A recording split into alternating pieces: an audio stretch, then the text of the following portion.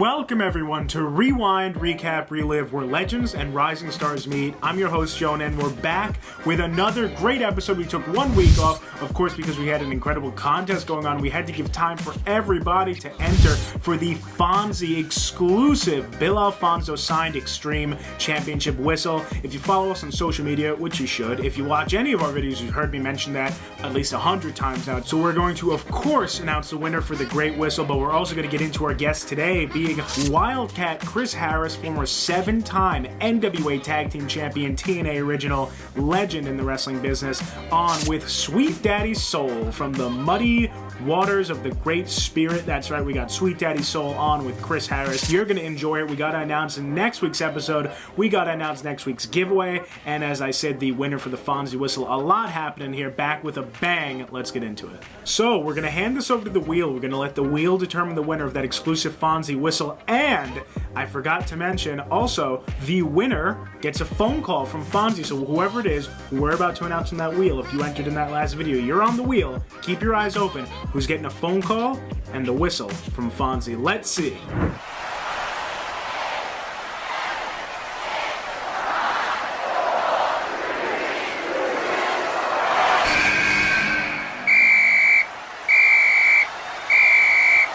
Ooh, Daddy, you are the winner of this one, as Fonzie would say. You're going to get a phone call from Fonzie. Congratulations, and of course the signed Extreme Championship whistle. I hope you enjoy. As I said, we're going to reach out to you momentarily. Congratulations, Daddy. Now, how do you follow up a fantastic giveaway like the Fonzie one? Well, I will tell you. We're giving away some Wrestling Pins merch, which you all love here, of course, on the channel. If you haven't yet, head over to wrestlingpins.bigcartel.com and pick up all of your pins that you need. They're coming out with some incredible ones week by week. More pins, more legends rolling out. They just had the 9th Wonder of the World, of course, as I said, and Jet Flying pin just came out by them as well. But this week, we're giving away the Bearer pin along with some Bearer stickers. You gotta hop on it. We've only given one Bearer pin away in the past here, and that was along with the Dead Man one, which may happen again, who knows. But comment hashtag R3 giveaway right down below and enter to win the Bearer pin along with 2 Bearer stickers. The winner will be announced next week on our episode featuring the Miasma, Zach Ramses, and veteran of the wrestling industry, Mike Knox, former WWE, former ECW in WWE, former TNA with the Menagerie. Mike Knox has been all over the place. Of course, you all know him as the monster or the leader of the Menagerie, as I just said, but he's a hell of a lot more than that on this fun, one-of-a-kind interview. I'm telling you right now, we had so much fun. So make sure you tune in next week. It's got some great stories that you haven't heard anywhere else. I promise you that. All right, that finishes us off. As I said, so happy to be back with Chris Harris and Sweet Daddy Soul. Make sure you enter to win the Bearer pin. Make sure you go congratulate who just won the Fonzie phone call and whistle. Trust me, we're going to have more Fonzie on here, a lot more Fonzie. There's going to be other chances. Just keep those eyes open, Daddy, and you may win a Fonzie whistle yourself. Make sure you tune in next week for Mike Knox and Zach Ramses. Smash that like button, hit that subscribe button, and you're good to go. Listen, I'll see you soon. Enjoy the show.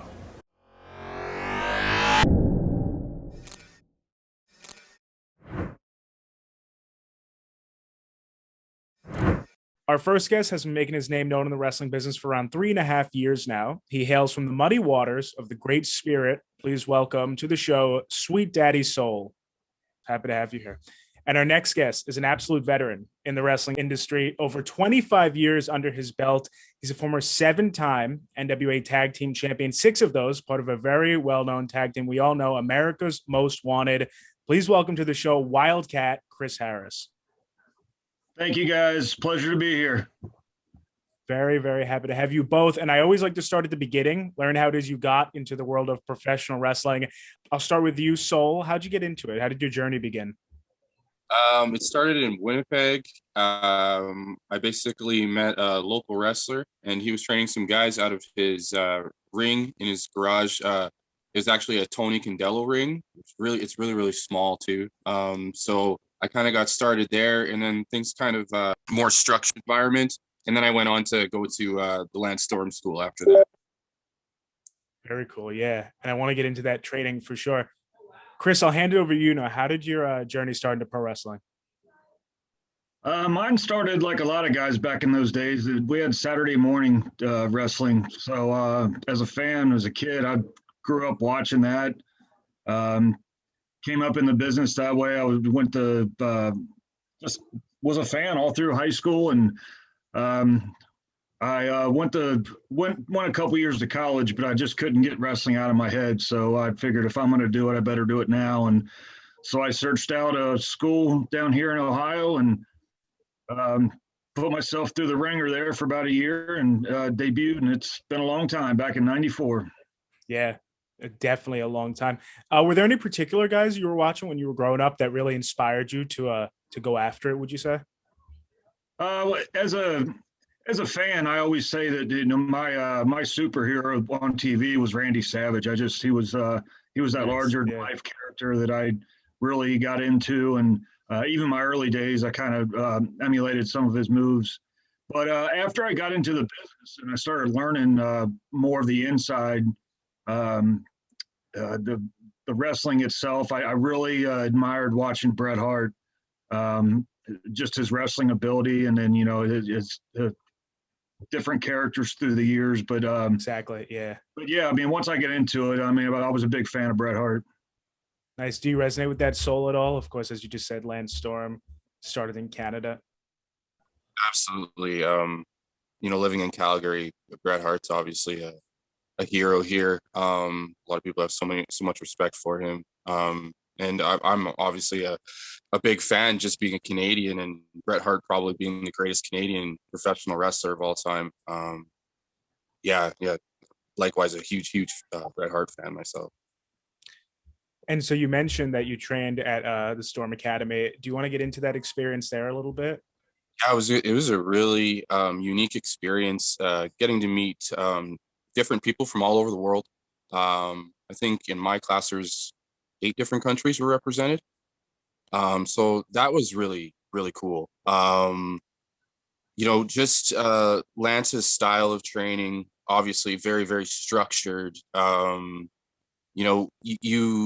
You learn the basics and kind of go from there. And, if you can kind of pick up a little bit more, he'll go that direction with you, but very, very safe. You know what I mean? Like anybody can go in there and go train with Lance Storm and feel like you're gonna leave class in one piece. You're gonna be okay. Like he's gonna take care of you, but you're gonna work really, really hard. The conditioning stuff can be challenging for a lot of people. I think athletes definitely can go in there and adapt to that. Lance obviously himself is just like first class athlete, so right, absolutely, yeah. Just move around in the ring and getting the luxury to actually have like a match with him and stuff like that. He does do that with some students at the end of his class. That was really cool, and just to feel what like a really great professional wrestler, first class athlete feels like to be in the ring with. It was really amazing experience, and we actually got to do a television show, which was really, really cool. It's actually available on Amazon Prime still, I do believe. It's called Paper. So that was really cool. We got to be on set, and it was just done locally in Calgary, not too far from where Lance's school was, actually.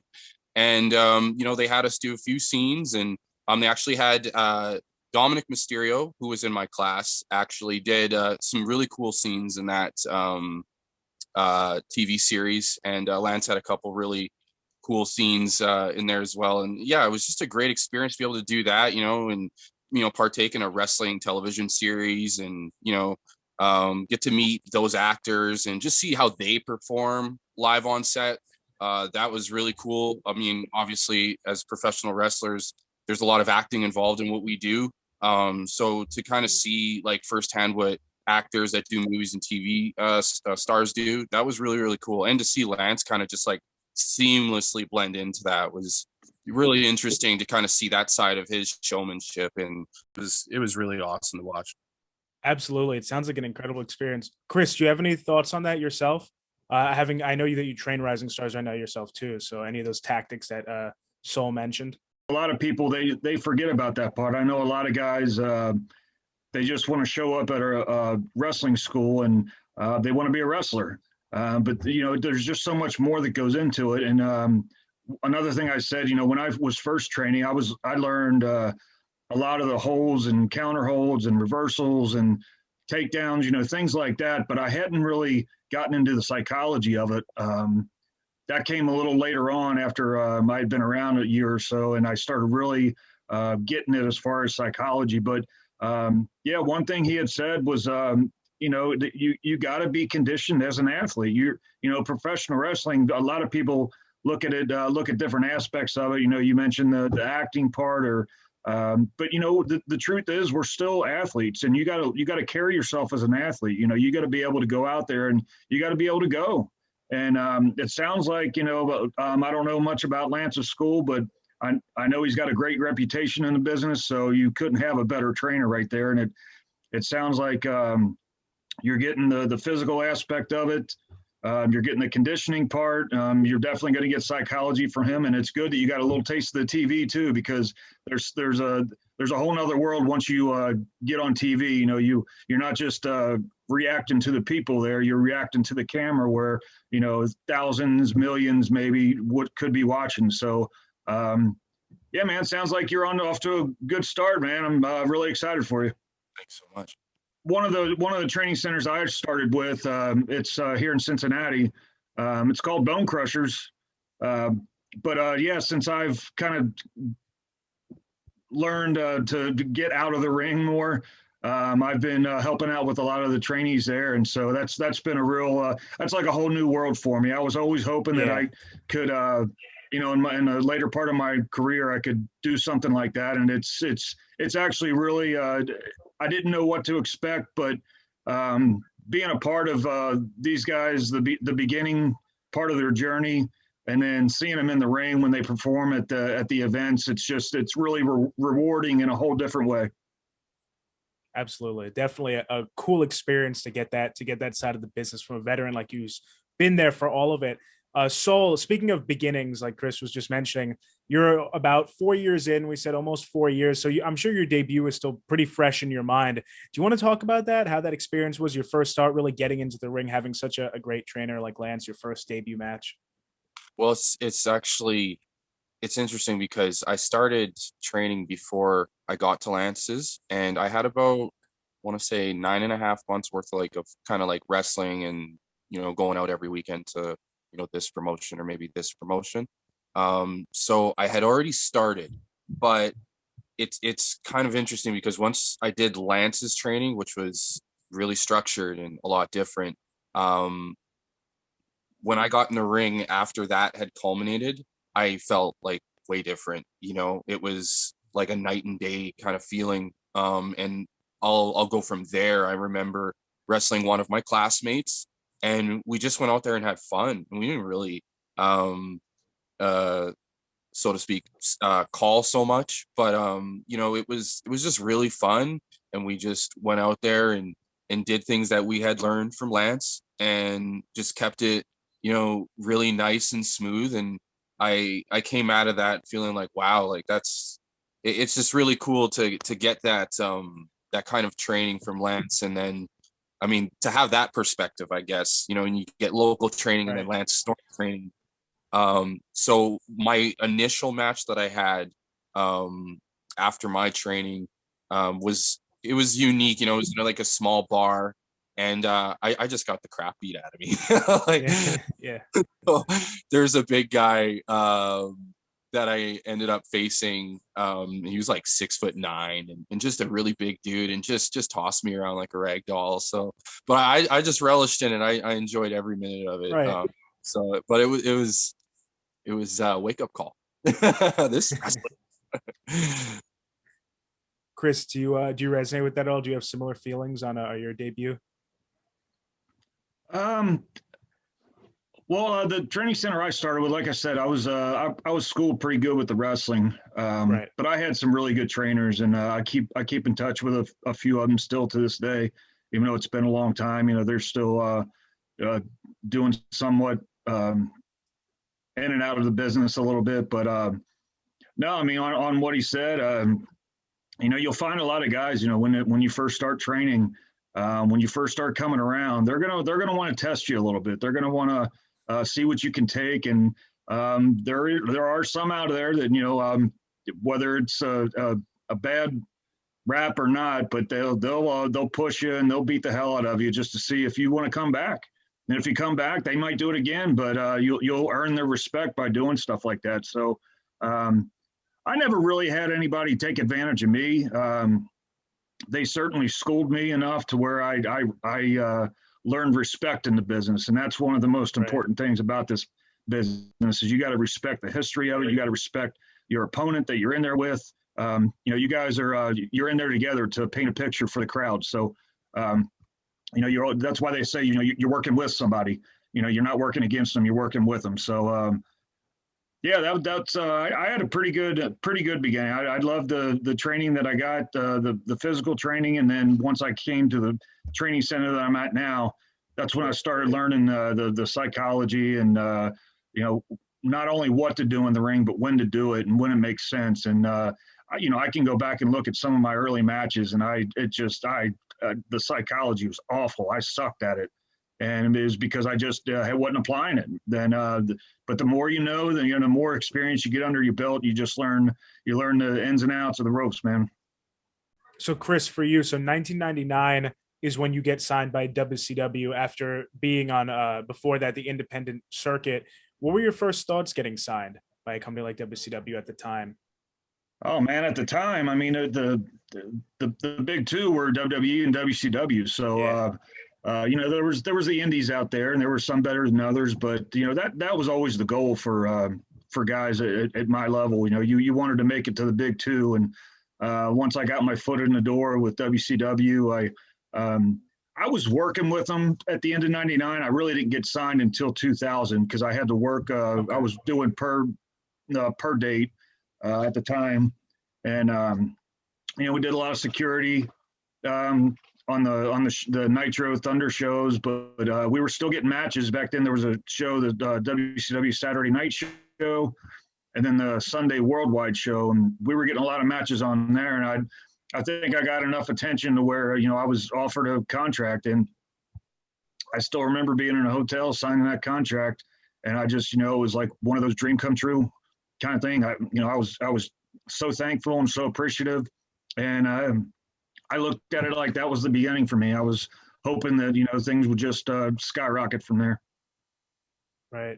Yeah, of course, as one would. Yeah, definitely getting signed by one of the big two. That's an amazing accomplishment so early in your career. And I know that when you were in WCW, did you get signed also along with James Storm? Is that correct? Was he also around there with WCW? He was around then. I don't. This is something I should know, but I don't think he actually signed a contract. I think he was still on the per night, but they were still using him. They were still bringing him in, and he was getting his matches, and we were still getting the exposure. So yeah, we had known each other before that. We worked the indies together, worked against each other most of the time. But then we had some traveling dates with WCW and. Kept working a lot of the Tennessee area because that's where he's from. Right before the whole TNA thing took off. Right. Yeah. So that's pretty cool though that you guys did. That's probably almost a better way to get to know each other for eventually what you would become very successful tag teams going against one another. I'm curious, Sol. So you mentioned some great tactics that you picked up from Lance, but for someone who's never seen one of your matches in the ring, what could they expect? What do you try to get the crowd to go home with after one of your matches? I bring a lot of energy. Yeah. I think that's the one thing that people would say that stands out the most. A lot of energy, a lot of charisma. I do some technical things, but I don't think people walk away from my matches looking at all my wrestling work. I think they gravitate more to what I do as a character. I know when I do like the rope walk and I wear my hat, that's a big pop with most crowds. Just doing things like dancing out of holds and just working my gimmick. That's some stuff that people really, it just sticks out immediately to them. Just different things that happen in the match that I do with my facials. I'm always keeping the crowd in mind. I'm really big with that. I like to be a showman. I just really relish that environment.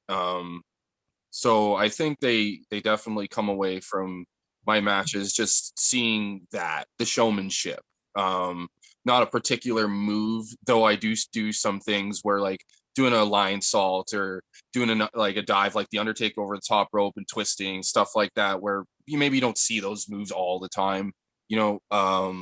There's certain things that I'll just do with just a little extra energy into it, and a lot of charisma added. Just it's just me with the volume turned up, really. That's all it is. So I think, yeah, realistically, that's what I think they come away with it. Just seeing all that energy and charisma just packed into, a character who likes to have a good time, but can also back it up with his fight too. Very well said. And I agree. From what I've seen, a lot of energy, a lot of charisma. You get yourself pumped up even just watching it, like it was the other day. Chris, do you have advice on crafting that unique style in the ring for somebody? He said the two magic words, man: energy and charisma.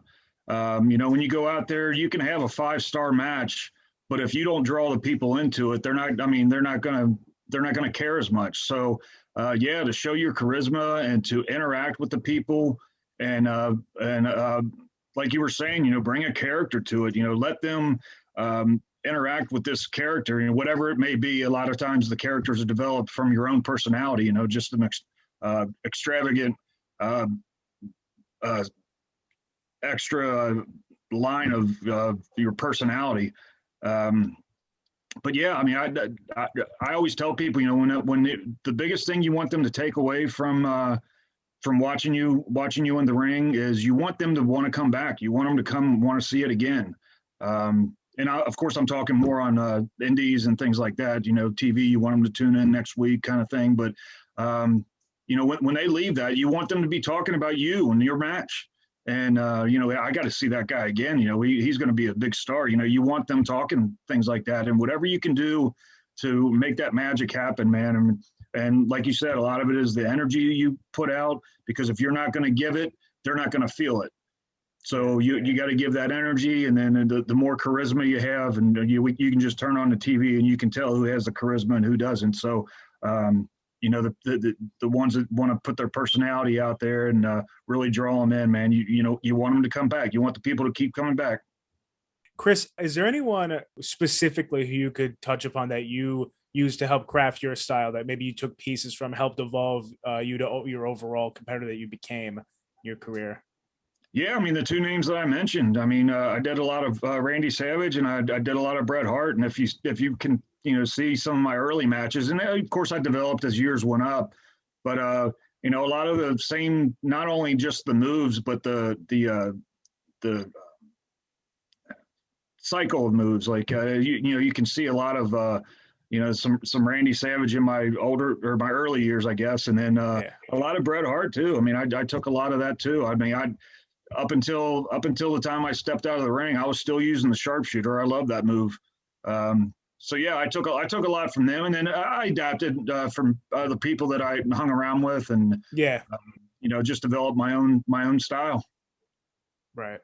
And so with your time in WCW, I was just watching a few matches that I found with you were against Shane Douglas, Booker T in WCW. Were there plans before, obviously, the eventual selling of WCW for you there? Did you know of any plans for you there? Well, I was there the last year they were around, so you can only imagine how many moving parts there was going on around there, because that last year was just crazy, and I can't really speak for the inner workings because I wasn't part of that, but I'm just sure that, from the wrestlers all the way up to the management, to the TV producers, it was probably, from one day to the next what was going on, but creatively, I'm not sure if they had plans. There was there was a lot of guys in there, your top stars, your mid card, and then, guys like me coming in, trying to make a name for ourselves. That the only thing that they did mention after they signed me, I don't know how many people know about this, but I was in a country music video back around that time. And they had talked about debuting me by showing that video. And, that to me, that was a very unique way of debuting a wrestling character. It wasn't really done. And the video was wrestling themed. The song was wrestling themed. So it did revolve around wrestling. So I thought it would be a great deal. Of course, I would probably have done anything at the time, but but I thought that was a really interesting way to debut, and I'd say within weeks it was just shut down. And one of the things I had heard from some of the writers that it was too. I think they thought it was too southern, too country kind of thing. It was a country video, so Yeah, which I thought was interesting because WCW was always considered more of a southern kind of it company. definitely was. Yeah, Whereas WWE was, the New York territory and things like that. So I didn't really understand that, but who was I to complain about it? So yeah, at that that kind of point, got yeah. shut down, and I think something like that would have been really cool, but no, that never came to be. And they even talked about a story involving me with Jeff Jarrett, which back then in WCW, this was way before the TNA stuff, but he Right. was kind of labeled as the country gimmick kind of thing with the guitar, and Hmm. so there was talk of doing stuff like that. So yeah, there was some ideas thrown out, but they never saw the light of day. So but I just chalked that up as experience. I got TV exposure, so I got kind Exactly. of what we Yeah. were talking about before. It's so much different than the independents. So when I was on, even though I wasn't the featured guy, I was there to enhance the other guy. Like you were saying, I got to wrestle Booker, I got to wrestle Shane Douglas, Kurt Hennig. I had some really good matches there, but I wasn't the featured star. So, but it was still great TV exposure. So that I kind of took that when TNA came about, and I kind of took what I had learned from there and just applied it to the whole company of TNA. Of course. Yeah, and definitely when you think about how they debut wrestlers now, and even in the past 10 years, just thinking of like WWE, a lot of vignettes leading up to it, similar to like the country music, like you were talking about. So I could have seen that being like definitely ahead of its time. But still, like you said, chalk it up to experience for sure. Soul, I'd love to hear now how you actually went about crafting this energetic persona of Sweet Daddy Soul. What went into it, and how do you continue to evolve it match by match? Yeah. Man, it's every time somebody asks me that, I have to stop and think for a sec because it was pretty crazy. Like just getting the name was it was through a really crazy experience. I kind of took a leap and did. It was ayahuasca ceremony I did, and Okay. ceremony. It's a really crazy psychedelic thing. Joe Rogan talks about it a lot, but throughout this ceremony, it kind of came to me through this experience I had. And the character itself was something that was just kind of festering inside me, ready to come out. Like little sprinkles of it were coming out as I was already wrestling, because I didn't come up with the name until I guess it would have been about a year and a half after I'd already debuted. And when I was kind of going through some downtime with a surgery that I had, I started just finding the things that cling to me the most, like what made me happy and what uh, my expression, like what is my true expression, like even as a human being, like what do you like what are your things that really make you like kind of like jump up or get butterflies, you know what I mean? And my thing has like always been music. Like I love music, all kinds of music, more so like soul music and like dancing kind of music. So when I thought about the character, I was like, well, I'm sweet. And I was like, okay, well, I got to do like some sweet moves and stuff like that, like move around. Like when I would go to the YMCA when I was younger and leapfrog over guys, I turned that into a move. Um, I would do this like kick and spin like Michael Jackson when I danced with girls in middle school. So I was like, okay, I'll use that. I'm gonna plug that in. I would do. I was a quarterback for a really long time. I played football, and I went around Canada. Played university. I went to Europe for a brief stint.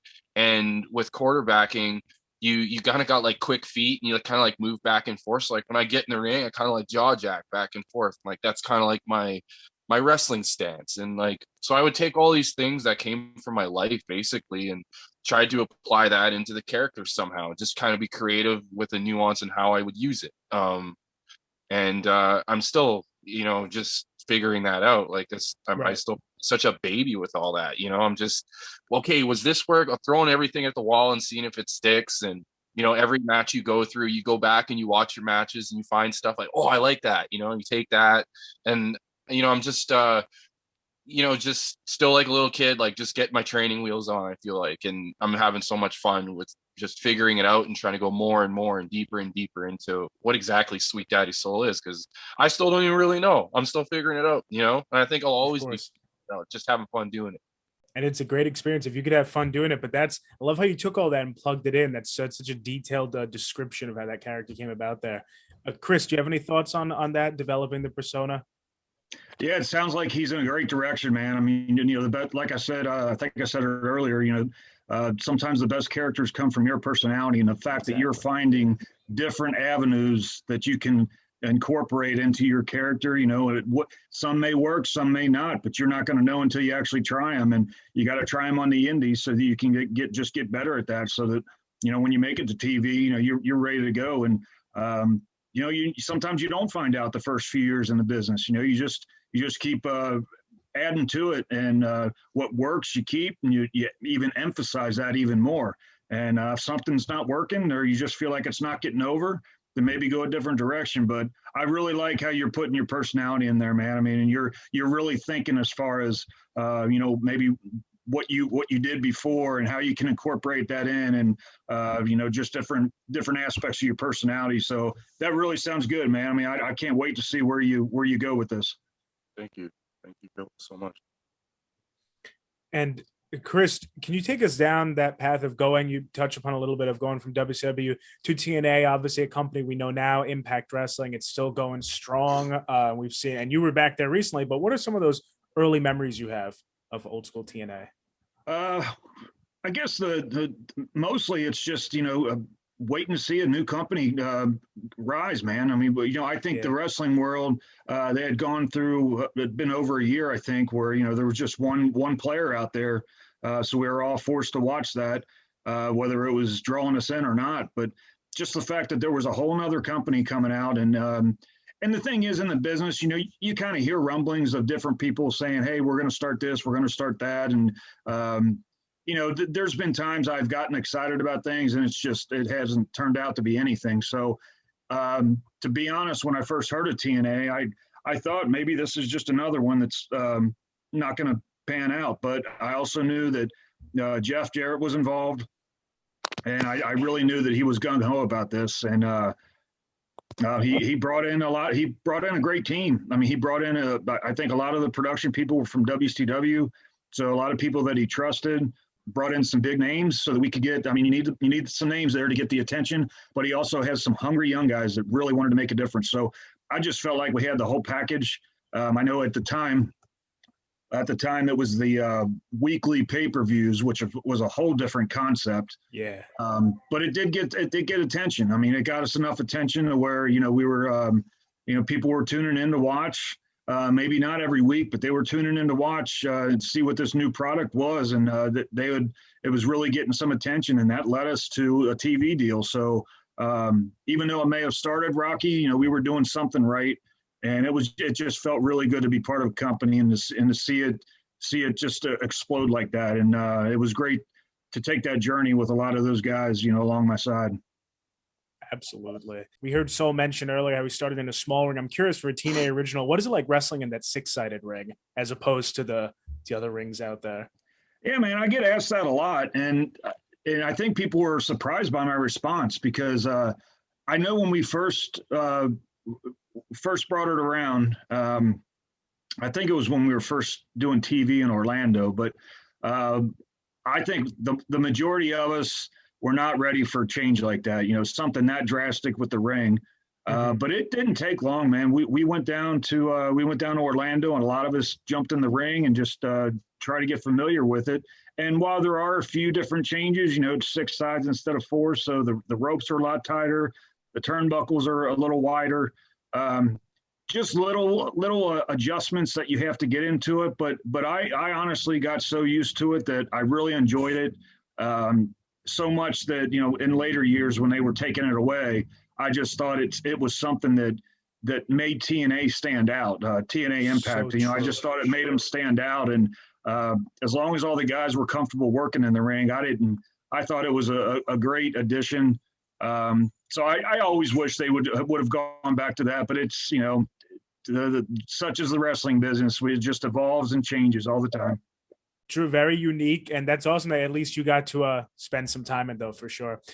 So I'm curious now. So 4 years you wrestled for various promotions, as we said. What are some of those tactics taken away from those promotions? Maybe some promotions that you've wrestled in that you feel really well about, you want to mention?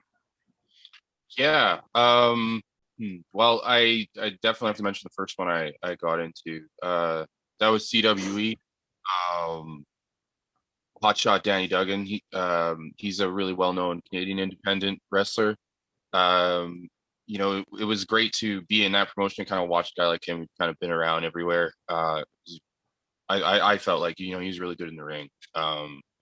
Knew what he was doing and had been doing it for many, many years. So to be around him when I first started was really good. And the first trainer I had, AJ Sanchez, he's another guy who kind of traveled around quite a bit in Canada and some parts of the United States, had some really good experience, just both really, really quality wrestlers. And they taught me a lot. And then RCW, which is in Calgary. Yeah. That's the promotion I basically spent a lot of time at. I held their heavyweight championship for a brief period.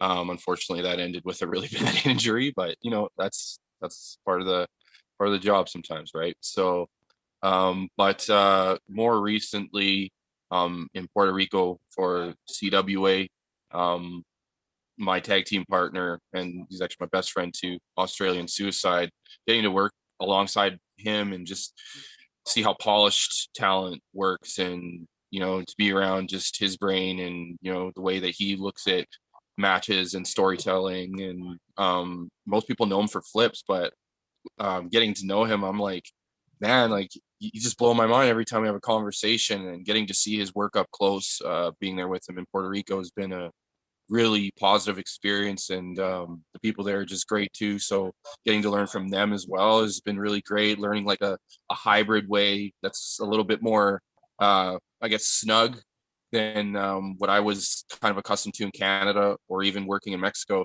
They really like to lay it in there, and I really appreciated that. I really liked working with the guys there, and look forward to working with them again in the future. And in Mexico, most recently in Arena Lopez Mateos for AULL. I got to be on the show where it was headlined by Sin Cara, or better known down there as Caristico. And, just seeing, again, showmanship and just the way that he was received by the crowd, and the way the crowd really reacts in general. They're very hostile or passionate, whichever way you want to go with those words. They love it, and it's like a Canadian loves their hockey or an American loves their football. It's just love their lucha libre, like their baby. So just I've learned so much just in each of those places. I'm just so grateful for the workers that I've got to go and watch, because I always like to go and watch the show. If I'm putting together my match, like as soon as I'm done my match, I'm trying to go watch the show. I'm trying to see what the other guys are doing. I'm trying to learn from them. I'm trying to see how they're getting reactions and how they're putting their character into this and this and this, and just trying to soak in as much as I can. You take a piece from everywhere you're at. That's awesome. That's really cool to hear. Chris, back to TNA. I'm curious now, what were the thoughts in your head when you first got paired up with James Storm now for America's Most Wanted? How did that come about? Well, like I said, Storm and I had known each other for a while now, and that was 2002, and we went in and looking back, I'm not sure what we expected. We were just happy to be part of a brand new company. So we were willing to do whatever. But I think the first event that we had, we weren't together. It was the only week we weren't together. And even being signed for that first event, I mean, I talked, I think both of us had talked to Jeff. We had talked to Bob Ryder, who was in charge of the contracts back then. But we knew that they wanted us involved. We knew that they were interested in our talent. I just think that, there was so many things going on at the start of that they really didn't know which direction some of the guys were going to go. Like I said, they had to focus on some top names to kind of get the names going and to get the attention of the company out there. But they wanted to have this roster of young, hungry talent. And the truth is, I think they just didn't know what to do with us. They knew they wanted us. They just didn't know what direction they were going to do. So they looked at it like, let's throw these guys together and see what happens. And Storm and I just tried to have the best attitude we could. And we looked at it like, hey, if this is the cards we've been dealt, we're going to make it work. Maybe in the back of our minds, we thought, we were going to be big singles stars or something like that. But, that's the funny thing about the business. You don't know what's around that corner. And when they threw us in that tag team, there wasn't a whole lot of direction for us. So we just applied everything we had known from anything we had learned from tag team wrestling, because both of us have been in singles most of our career. Right. But everything we had watched or grown up studying, we just applied it, and it just got the attention early on. The early days of TNA really got some attention with the wrestling world, and especially the tag team division. It just really caught on. Some of the programs that we were dealt really helped us out. We got to work different types of styles, and it just really put us on the map, man. And we just tried to make it a big snowball and just roll it and get stronger and stronger. And you definitely did. I mean, such a successful team. I read that Storm actually came up with the name. Is that true? Do you remember hearing the name for the first time? Yeah, I have to give him credit for that. He came up. He talks of a story that we had where one of our many nights out on the town, where some cops had said something to us like, you guys better be careful. You're going to wind up on America's Most Wanted. I don't remember that part. That's not what happened. But he definitely stuck with that, and the more we just kept trying to adapt to the style and add to our characters, he mentioned that name, and I just thought that's a badass name, and so we ran with it. And the true story is we were a little concerned about maybe a copyright. Very true. Yeah, we were so big on that. At the time, we had Mike Tenay on commentary. We had Jeremy Borash doing the ring announcing. So our first step, because nobody wanted to call us by that, we had AMW printed on the back of our trunks just to give a little teaser out there. So, if people are wondering what it means, they can find out and kind of start letting it get around the circuit like that. And little by little, it started working. And eventually, we were really close with, Tenay and Borash were awesome. They were awesome to have on the team. And little by little, Tenay started throwing little jabs in there on commentary as far as America's Most Wanted. So that way the people at home could hear it. And then eventually it got to the point where Jeremy was just announcing us like that. And it just took off. And I guess we kind of rolled the dice and took our chances, and nothing ever happened with it, and it stuck. What a cool workaround, though. Seriously, that's awesome. You always hear that through wrestling, like copyright scares. That's really creative. I love that. One other thing about America's Most Wanted, now 6 with America's Most Wanted tag team championship reigns for you guys. Do you remember what you felt when you heard that you were winning it the first time? Was that the most special for you? We were still so young as a team. I think we were more, I think we enjoyed some later on because we appreciated it more. But that first win was just so much more of a surprise. And I think what really caught on was that because the NWA was still involved back then. So this was an NWA World Tag Team titles, guys that we had watched growing up holding these titles. And so we kind of looked at it and like, man, we're our name is going to be next to all these guys holding these belts. So I think that might have been more of the thrill at the time.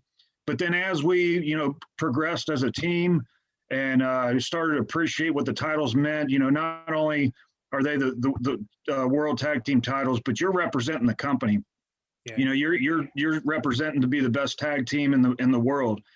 Just as well as the world title, you're the top dog in the company. You got to represent and be on your best behavior all the time because the world was watching. So we just looked at it as real privilege, and we really wanted to represent them as best we could. Really well said. Yeah, and you guys definitely did. Soul, I'd love to get your thoughts on that too. Just the thought of holding a championship for a promotion, because you just mentioned that you won the world title, that promotion you were mentioning, but unfortunately was cut short. But do you resonate with what Chris was saying there? Yeah, absolutely. Absolutely. Basically, just I was started out like being a heel in Alberta. That's where I won the title out there. And you know, just catching on with the crowd, doing my thing, which isn't what it is now. It was kind of more like, you know, just playing jaw jack with the crowd, but still kind of a little bit of that flamboyant stuff. And I was doing that as a heel, and just started to get over, and to the point where I'm still trying to make them hate me, but I kind of did too much of that other stuff. So starting to like me, got to get away from that, and get a push, thanks to a few veterans in the locker room who said, hey, you know, this kid's, you know, he's working hard. And that's basically what one of them said to me.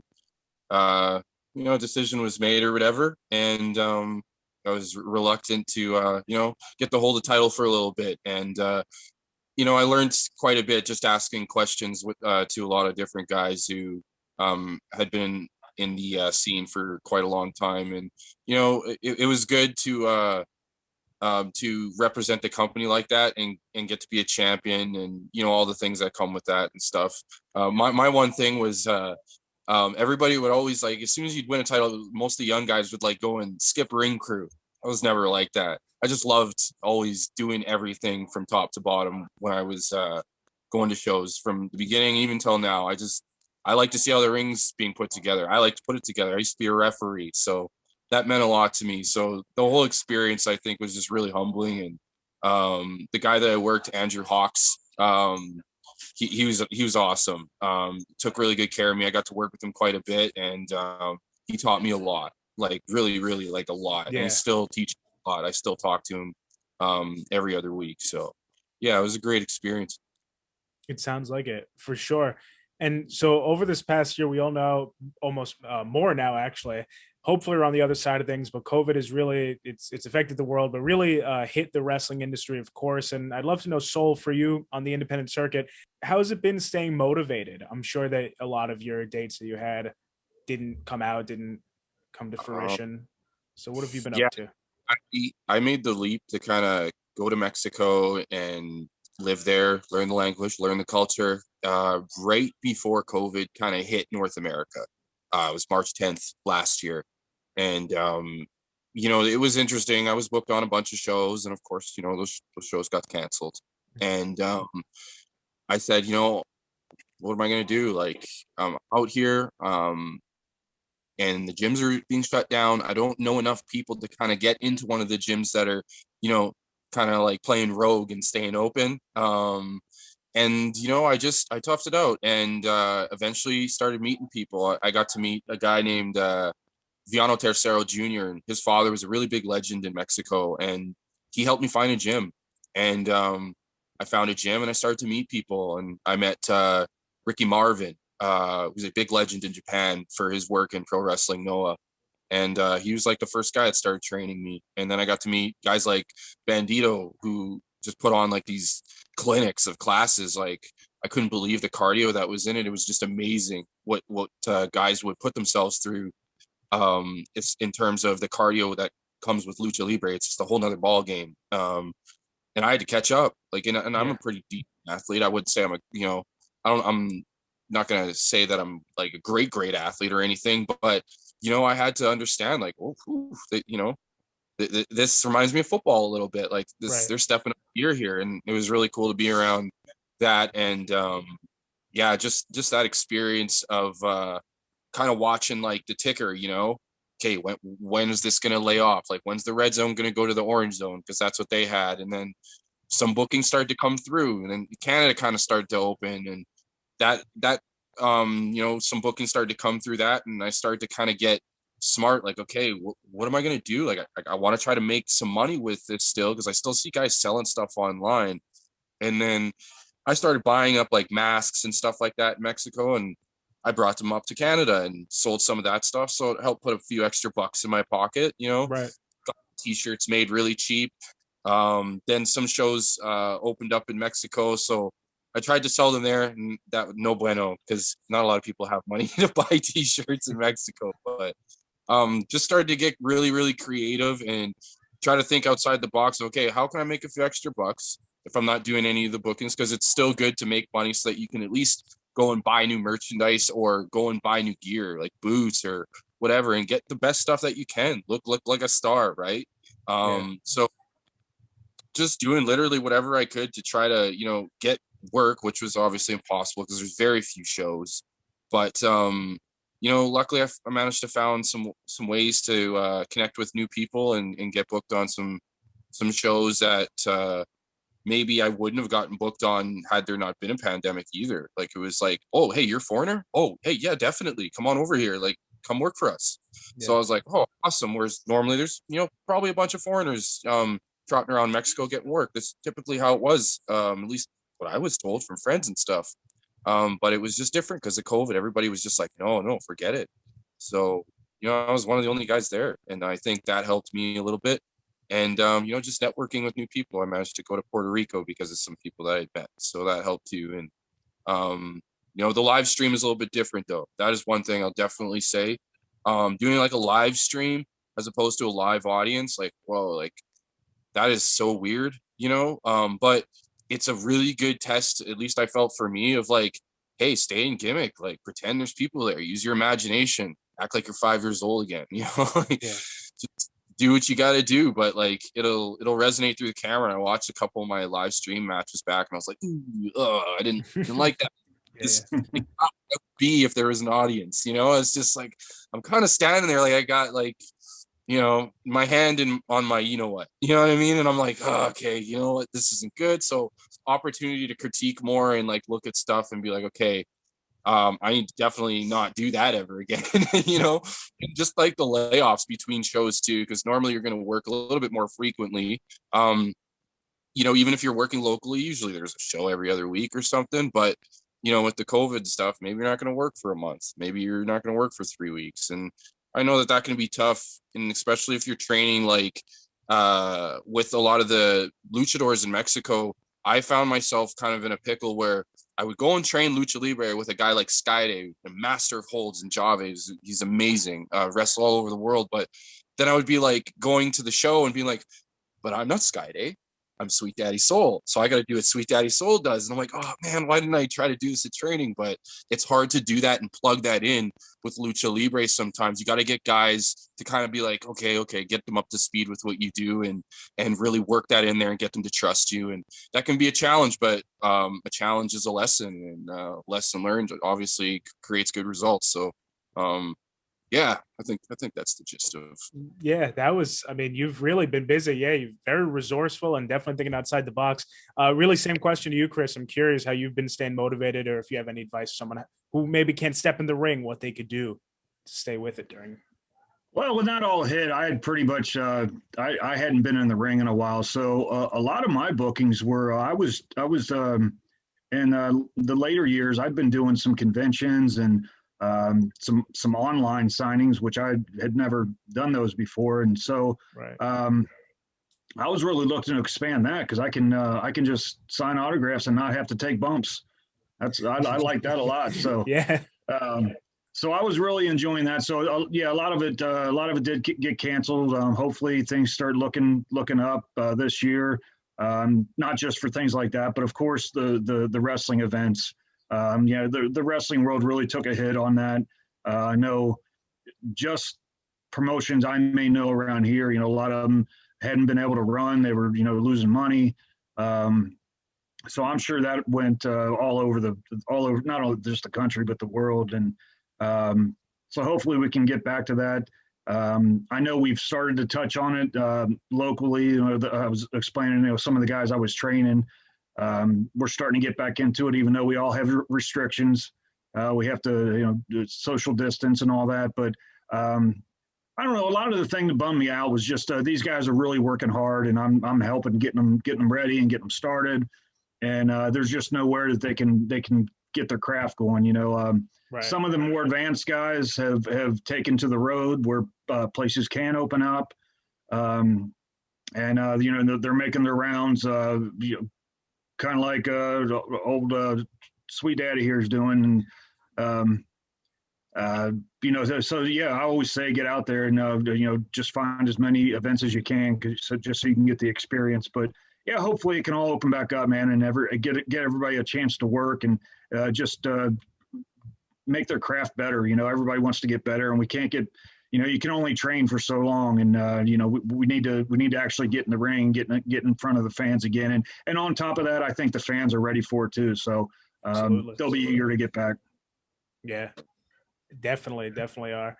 And so another question now, I want to go to when they eventually did break up, America's Most Wanted. How did you feel about that? Did you view that as an opportunity maybe to go? Because I know you did go off on singles for a little bit, or what was your mindset when they broke it up?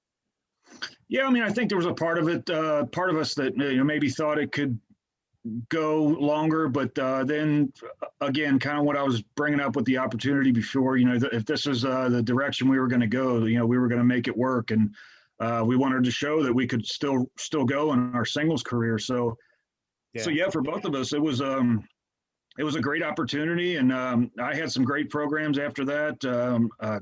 Storm had some great and still can. He's still going. I mean, that guy's unstoppable right now. So, but he had a great. He's having a great career, and but I know the days in TNA. I mean, he was having some really good programs with everybody, and I think we really showed that we could do it, especially against each other. I mean, we had some great matches against each other, just to show the world that we could go out and tear it up, and it was a great story behind it. Of course, there was. So many tag teams in the wrestling world, they're together for a few months, 6 months, and they break up, and there's just no story to it. With Storm and I, we had 6 years of story, so there was just a lot there, and I think the people really wanted to watch that. But yeah, it was just it was another move in my career. I wanted to challenge the singles ranks and see where I could go from there. And you did have a return back in, I think it was 2010, with the Immortal storyline. Being a TNA original, was the locker room scene at all different? Was it drastically different, or was it pretty much similar to when you were there last? Yeah, I mean, if I had to take a pick, I would say there was a lot of the similar things, some of the same faces, same management. So yeah, I mean, in a way, it was just good to be back. It was good to see everybody, and be plugged into something right away was great. And had a few different matches against Beer Money, so that was always fun. There's a little story there, but yeah, that never went anywhere, and I'm not sure what was going on with that, but they had talked about some storylines that could come out of that, but it just again in the wrestling world, I mean, things change on a dime. It's today's one thing, tomorrow's another. So it never really went anywhere, but it was great to be back and be able to have those matches. Right. The last question about the TNA part here. You made a return for Storm's 1,000th match, which was really amazing to see that he's been in there for 1,000 matches. But how did you feel about that? And is it possible, I'm sure you get asked this a lot, that we can see a reunion? Yeah, man, that was wasn't expecting that. I've always kept in touch. Storm and I have always kept in touch, and I even keep in touch with a lot of the guys at Impact because I really want that. I really want that promotion to explode again. And I mean, there's still a lot of people have said for years how they won't be around much longer, and they just keep turning that corner and keep striving. So I would love to see some great things happen for them. But yeah, we.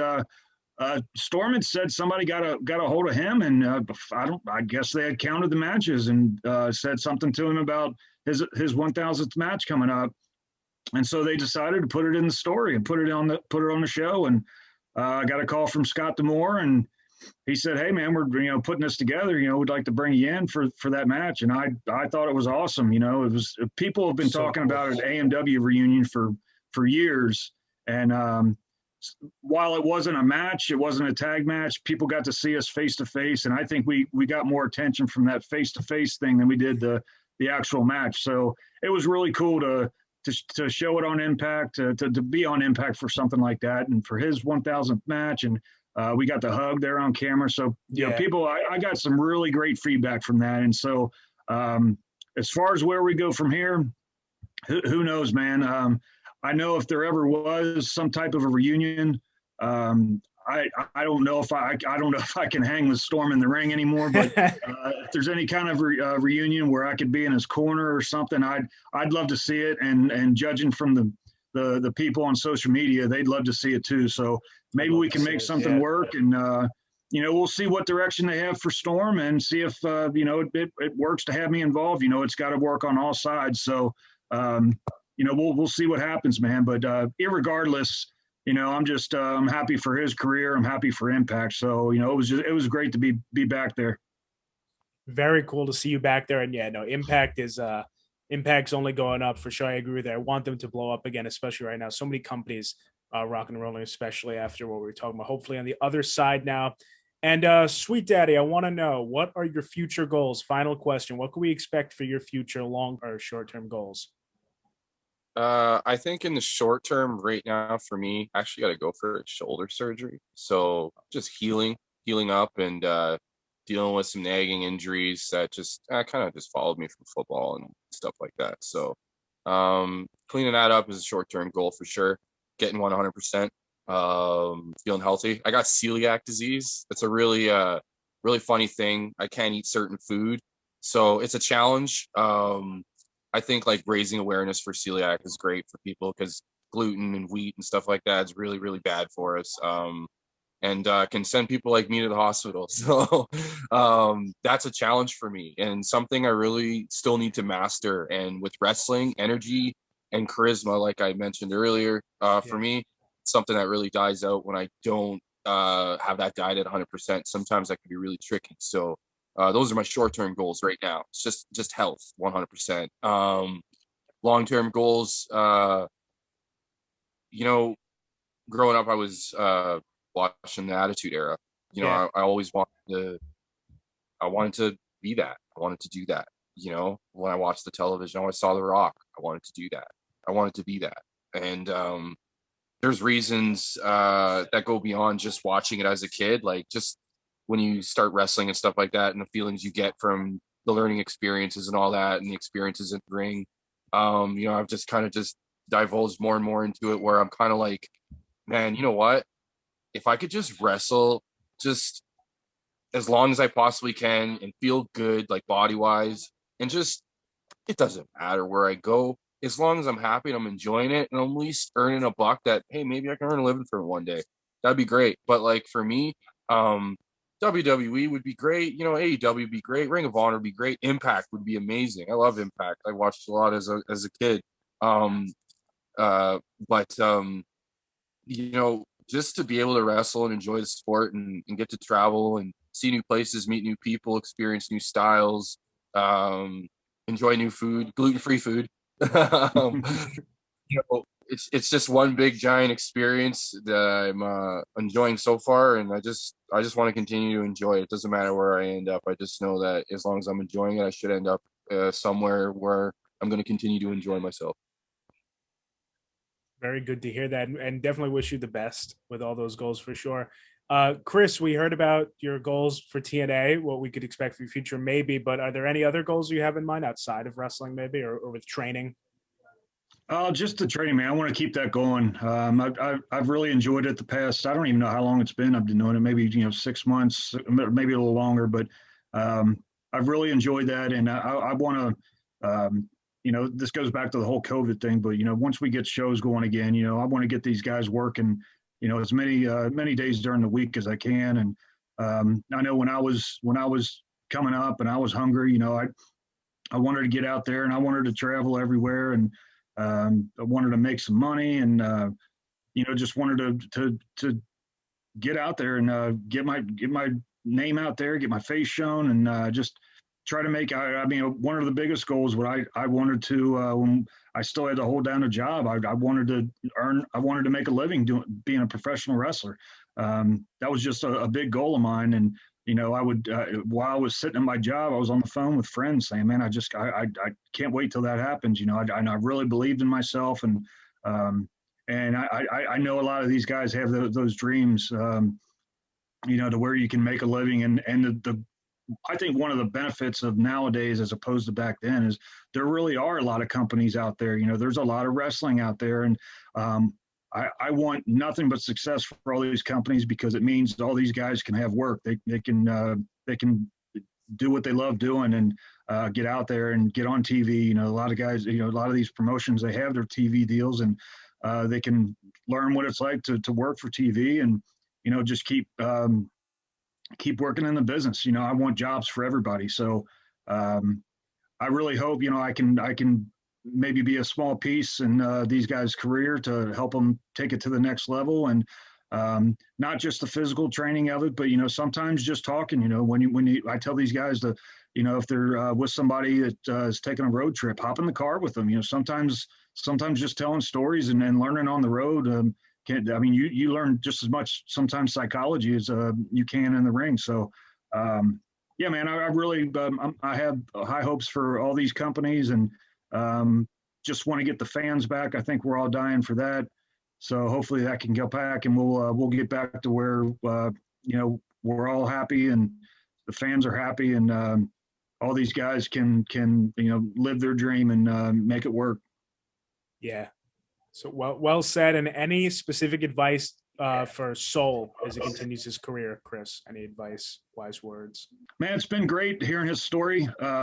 I see a lot of potential in this guy. Just in the short time we've talked, he seems to have a good head on his shoulders, and he's got a great trainer. There's no doubt about that. So he's learning every aspect of wrestling. And another thing I've noticed, you're getting your traveling in already, man. You've made a name for yourself in Canada. You've been to Mexico, Puerto Rico. That the advice I usually give to some of these young guys is get as much experience as you can. Do as many events as you can. You're gonna learn every time, and there are gonna be bad experiences. We've all had those, but you just chalk it up to a learning. Learning something new, and there's going to be bad workers, there's going to be bad events, but you make as many connections as you can out there, and you never know where that's going to turn. So it sounds like I'm sure Lance has he's got connections all over the world. So I think you're in good hands. But yeah, man, keep getting out there, keep developing that character, and I can't wait to see where you go, man. I'm looking forward to it. Thank you so much. Yeah, that finishes us off. Really, thank you both so much for coming on. This was awesome. I hope you enjoyed it, and we're done with the episode. Great, man. Thank you so much. What's going on, everybody? Jonah from Rewind, Recap, Relive. You just watched a bunch of me, which whatever video this is on, you've definitely at least watched a few minutes. So I'm going to tell you right now, you know what I'm about to say, and you know that you have to do it. Head over to wrestlingpins.bigcartel.com right now. You're going to not regret it. You're going to pick up some pins. Whatever pins I got over there right now, they're the best in the business. Best merchandise out there. Go pick up some pins. Use the code RRR150FF. Get 15% off your order, and I'll see you soon. Message Daddy, Boogie Woogie Man feel good. I tell my people, my brothers and sisters, don't you dare miss online, rewind, recap, relive. Oh,